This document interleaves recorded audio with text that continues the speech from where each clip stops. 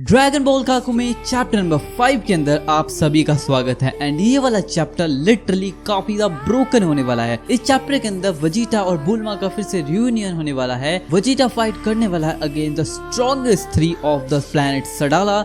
Chapter की starting के अंदर हम देखते हैं किंग सडाला को, जो कि अपने सही लोगों को एक्सप्लेन कर रहे होते हैं हर एक चीज के बारे में, जहाँ पर वो अनाउंस कर रहे होते हैं कि जो पीस में हम लोग अब तक जी रहे थे अब वो खत्म हो चुकी है। एक वॉर सामने आ चुकी है और प्लैनेट सडाला और साथ में पूरा यूनिवर्स खतरे के अंदर है। लेकिन हमें दिखाना होगा पूरी दुनिया को, क्योंकि जो अनाउंसमेंट हुआ था जो कि ग्रैंड प्रिंस ने किया था, इसके बाद हर कोई डरा हुआ है क्योंकि यूनिवर्स के ऊपर खतरा मंडरा रहा है। लेकिन हमें सबको दिखाना होगा कि हम इसको काउंटर कर सकते हैं, हमारे पास इतनी ताकत है कि हम इससे लड़ सकते हैं। हम साइंस एक दूसरे के अराउंड रहते हैं और अपने वर्ल्ड के अलावा किसी और का नहीं सोचते, लेकिन अब टाइम आ चुका है इसे बदलने का। मैं वेलकम करता हूँ एक सयन का, जो कि अब हमारा साथ देंगे। हाथ से हाथ मिलाकर हम फाइट करेंगे सयन के साथ, जो कि हमारे नेबरिंग यूनिवर्स से आए हैं। एंड प्लैनेट सडाला के इस अनाउंसमेंट के फाइनल वर्ड्स होते हैं, let's fight for our own, glory be to our people.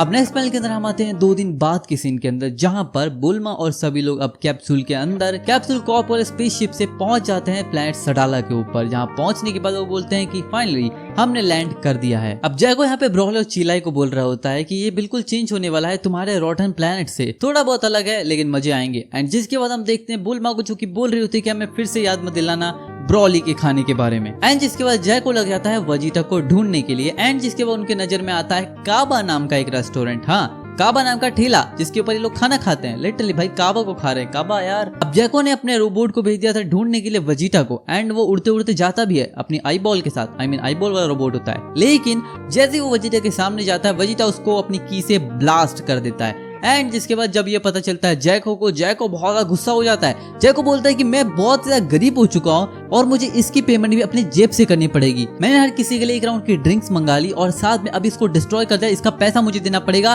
तो मैं ब्रोक हो जाऊंगा, पूरी तरीके से भिखारी। लेकिन बुल्मा के सामने जैको की चलती नहीं है। वो जैको को बोलती है कि जाके खुद उसको लेकर आ, यानी कि वजीटा को। एंड वो जाता भी उड़ के, उसकी बात नहीं टाल सकता ना भाई, नहीं तो उसकी बैंड बच जाएगी। जैको बोलता है कि मुझे हर चीज का ध्यान रखना पड़ रहा है, ये कितना बोरिंग हो रहा है। एंड जिससे वो उड़ते हुए जाता है वजीटा को ढूंढने के लिए। यहाँ पे नेक्स्ट पैनल के अंदर हम देखते हैं गोहान को और साथ में पिकलो को। पिकलो बोलता है train hard Gohan, and Gohan बोलता है बिल्कुल। पिकलो वडेल को बोलता है कि वडेल अब जब पैन अकेली है तो शायद मैं उसे ट्रेनिंग दे सकता हूँ, क्या मैं उसे ट्रेनिंग देने के लिए ले जाऊँ? जिसके बाद वडेल बोलती है नहीं। जिसके बाद पिकलो बोलता है अरे मैंने गोहान को भी ट्रेनिंग दी जब वो बच्चा था। जिसके बाद वडेल बोलती है हाँ वो टाइम अलग था, लेकिन अभी पैन को तुम ट्रेनिंग नहीं दे सकते, तो यहाँ से निकल जाओ। एंड जिसके बाद पिकलो भी लाइक ठीक है यार, मतलब ठीक है, गोहान को दिया, उसकी बेटी को ट्रेनिंग देने का मौका नहीं मिल रहा है। अब पैन यहाँ पे अपने कमरे के अंदर किताबें पढ़ रही होती है, लेकिन जैसे गोहान का नोटिस करती है वो सो जाती है। लेकिन गोहान बोलता है कि तुम्हें ये सब एक्टिंग करने की जरूरत नहीं, मुझे पता है कि तुम जाग रही हो। जिसके बाद पैन बोलती है सॉरी डैडी। लेकिन जिसके बाद गोहान बोलता है कि तुम्हें मैं एक बात बताना चाहता हूँ, जो बात यह है कि तुम्हें किसी की बात सुनने की जरूरत नहीं है, जो तुम्हारा मन करे तुम्हें वो करना है, क्योंकि तुम एक फ्री इंसान हो और मुझे पता है कि तुम्हारी सोल कितनी अच्छी है, तुम कितनी अच्छी लड़की हो। एंड इसीलिए तुम किसी के साथ कभी बुरा नहीं करोगी, एंड इसीलिए तुम अपने फैसले खुद से ले सकती हो। जिसके बाद बोलता है हाँ तुम 3 साल की बच्ची हो, मैं तुम्हें क्या समझा रहा हूँ। जिसके बाद पैन बोलते नहीं 3 साल की नहीं, 3.5 years old, वो ज्यादा स्मार्ट है गोहान से। अब हम देखते हैं नेक्स्ट पैनल के अंदर वजीटा और सभी लोग पहुंच चुके थे अब जैको के पास। बुल्मा यहाँ पे काबा से मिलती है, वो उसे पहचान लेती है, लेकिन वो बोलती है कि मैंने इन दोनों को कभी नहीं देखा, यानी कि वो केल और कोलिफ्ला की बात कर रही है, जिनको उसने कभी नहीं देखा। एंड वो बोलती है कि वजीटा ने मुझे कभी बताया नहीं तुम दोनों के बारे में। और कोलिफ्ला और केल को जब ये पता चलता है कि वजीटा ने उसके बारे में कुछ बताया नहीं है, तो लोग बोलते हैं कि ये कूल नहीं है Vegeta.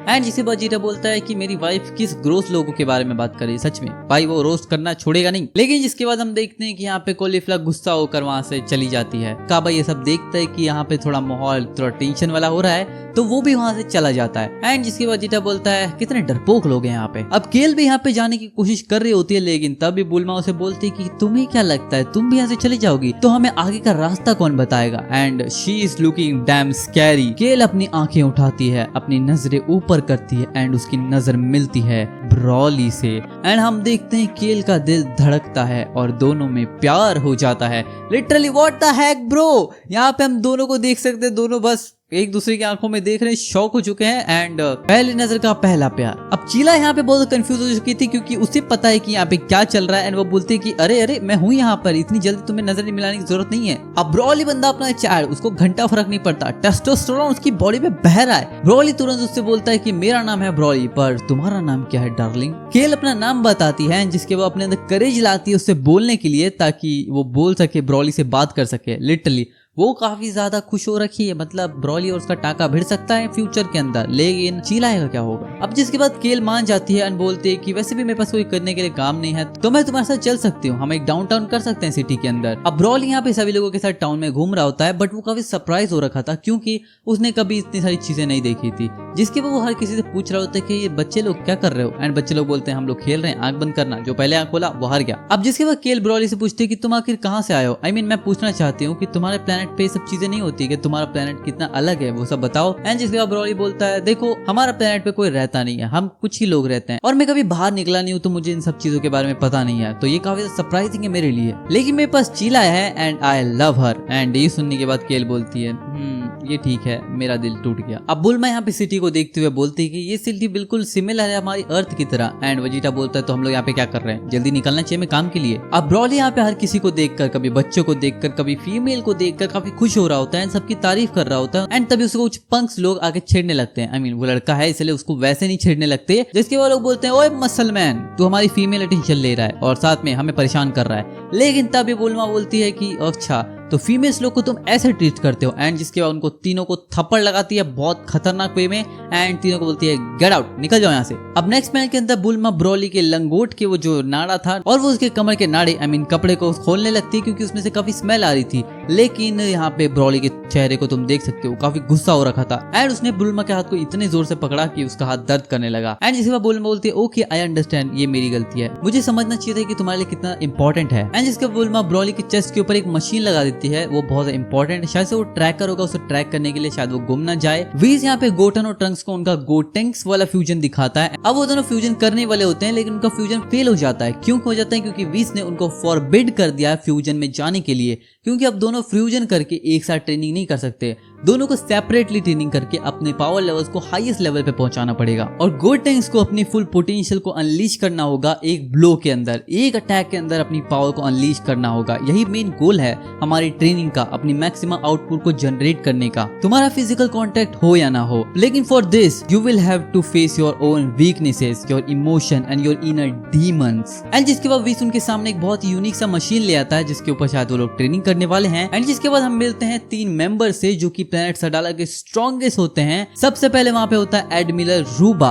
AKA the most powerful man on this planet. And इसके बाद होता है एडमिरल लैरिक जिसका नाम बहुत यूनिक है, but he is experience strategist and a bold warrior जिसकी पावर लेवल बहुत ज्यादा हाई है। And finally the admiral fennel, हाँ यही नाम है उसका, the best of the best, she is very intelligent and powerful. तो अगर मेरा ओपिनियन मानो तो इससे कुछ भी छुपाने की कोशिश मत करना, इसे सब पता है। अब जिसके वेजिटा सभी साइंस के सामने होता है, सभी सेना उसके सामने होती है एंड वो बोलता है कि तुम सभी मिक्स ग्रुप बनाओगे जिसके अंदर इन तीनों एडमिरल्स के नीचे तुम जा सकते हो और मेरे ग्रुप में भी आ सकते हो। तो हैव आई बीन क्लियर? सभी लोग बोलते हैं yes sir, but Vegeta says louder, मुझे सुनाई नहीं दिया, जोर से बोलो। एंड सभी लोग बोलते हैं यस सर। अब वो 3 एडमिरल्स के अंदर से एक बंदा वेजिटा का नाम लेकर उसे बोलता है एंड वेजिटा बोलता है क्या तूने मेरा नाम लिया, तूने मेरे को नाम से बुलाया। एंड सभी साइंस लोग यहाँ पे सोच रहे होते हैं शायद से अब ये तीनों फाइट करेंगे अगेंस्ट वेजिटा, इन तीनों में फाइट होगी। लेकिन तभी फाइनल यहाँ पे सभी लोग को चुप करा देती है ये बोलते हुए कि तुम लोग शांत हो जाओ, और ये जो विस्परिंग तुम लोग कर रहे हो किस चीज के लिए, यू विल बी क्वाइट। लेकिन जिसके बाद लैकर नाम का जो एडमिरल था वो बोलता है ये कितनी ज्यादा लो रिस्पेक्ट हम लोग को शो कर रहा है, ये हमारी रिस्पेक्ट ही नहीं कर रहा, तुम देख रही हो ना फाइनली सब। लेकिन तुम्हें इस चीज के ऊपर इतना ज्यादा हाइप नहीं होना चाहिए, एक सयन को अपने आप को कंट्रोल में रखना चाहिए। लेकिन अगर इस वेजिटा को हमसे कोई इशू है तो इसका इलाज ये होगा कि हम इसे थोड़ा सबक सिखा दें। लेकिन तभी वेजिटा बोलता है साइलेंस, मुझे लगता है कि तुम भूल रहे हो आखिर मैं कौन हूँ, आई एम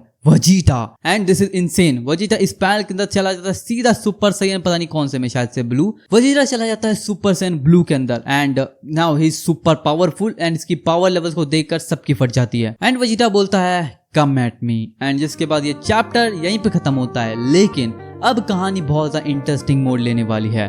क्या होगा सोन गोकू के साथ और क्या गोहान और उसके फ्रेंड्स डील कर पाएंगे ये सभी विदाउट हिज फादर, और क्या किंग सडाला और वजीटा के साथ जो डील हुई है वो लॉन्ग लास्ट करेगी, और गोहान क्या अपने प्राइड के ऊपर लिव कर पाएगा टॉपर्स के एक्सपेक्टेशन के ऊपर, यूनिवर्स जीरो उसके एंजल्स और गॉड ऑफ डिस्ट्रक्शन के बारे में क्या, और क्या टोपो गो थ्रू कर पाएगा उसकी हार्डशिप से, ये सभी आंसर मिलेंगे हमें नेक्स्ट वॉल्यूम के अंदर, क्योंकि ये चैप्टर तो यहीं पे खत्म होता है। सो गाइस आज के चैप्टर तो यहीं पे खत्म होता है, कि तुम लोगों को पसंद आया होगा। नेक्स्ट चैप्टर के अंदर हमें काफी ज्यादा एपिक चीजें देखने मिलने वाली है, जिसको भी मैं बहुत जल्दी ही कवर कर लूंगा। लेकिन आज की वीडियो तुम लोगों को कैसी लगी कमेंट में जरूर बताना, एंड मिलते हैं नेक्स्ट वीडियो में। सायोनारा।